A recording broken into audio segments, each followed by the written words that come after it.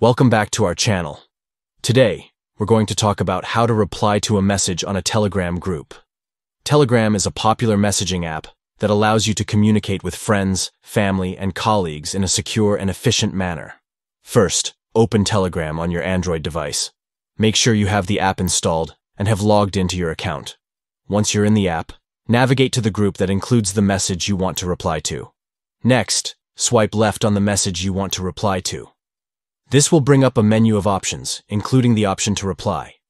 Once you've selected the reply option, a text box will appear beneath the original message for you to write your response. Type out your answer beneath the text and make sure to clearly communicate your thoughts or feedback. Once you're satisfied with your reply, tap the send arrow icon to send the message. And that's it. You've successfully replied to a message on a Telegram group. It's a simple and quick process that allows you to engage with others in the group and keep the conversation flowing. Remember, communication is key in any group chat, so don't hesitate to participate and share your thoughts. We hope this tutorial was helpful for you.